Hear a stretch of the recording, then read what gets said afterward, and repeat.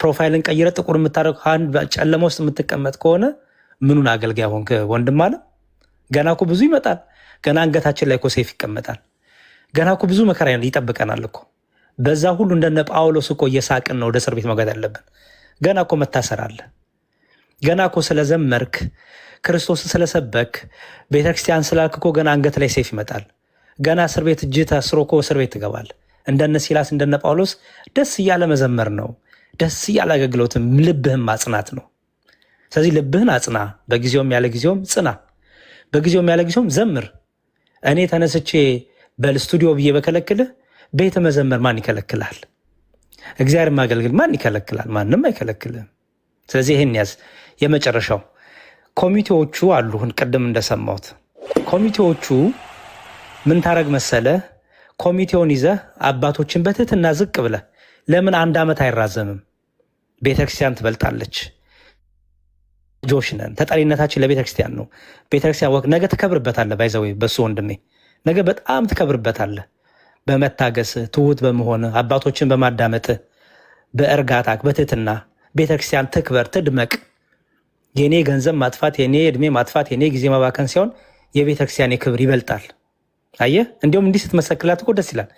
ቤተክርስቲያን እንደምትሰማ እንደምታዘዝ እኮ ያሳያል። ዝቅ ብላ አባቶቼ ስህተት ነበረው እንዴ?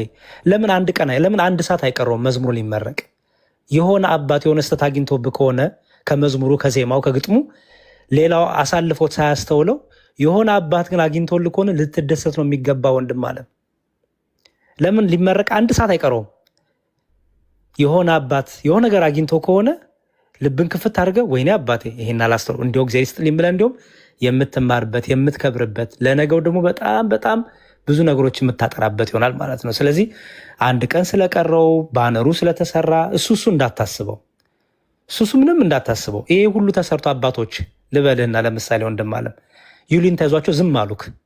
ኧረ ይሄ ልጅ ባነር ሰርቷል እኮ ይሄ ልጅ እኮ እንዲህ ተዘጋጅቷል፣ እንዲሁ ልብስ አሰፍቷል፣ እንዲሁ በቃ ይሄ ሁሉ ብለው በዩልንታ መዝሙር ስተት እያለው ዜማው ስተት እያለው ግጥም ስተት እያለው ዝም ቢሉ ነገ ላይ የሚደርስብህን ወቀሳ አስበኋል? በቃ ይመረቅለት። በቃ ምን ይደረግ ልጅ ነው እንዲሁ ሞራሉን ጠብቅለት። ነገ ላይ የሚመጣብን ትችት፣ ነገ ላይ ቤተክርስቲያን የምትሰደበውን እንዴ አባት የለም እንዴ ቤተክርስቲያን የለችም እንዴ የምትባለውን ነገ ላይ የሚያመጣውን መዘዛየኸው። ስለዚህ ለበጎ ሊሆን ይችላል ማለት ነው። ራስን ቆም ብለህ የምታዳምጥበት ነገሮችን ከፍጥነት ከችኮላ ደግሞ ረጋ ብለህ ነገር የምታይበት ሜቢ እንዳልኩ ነው። አንዳንድ አባቶች ሁሉም ጸጋ አለው መቼም አይደል? አንዳንድ አባቶች ያላዩትን አንድ አባት ሊያገኝ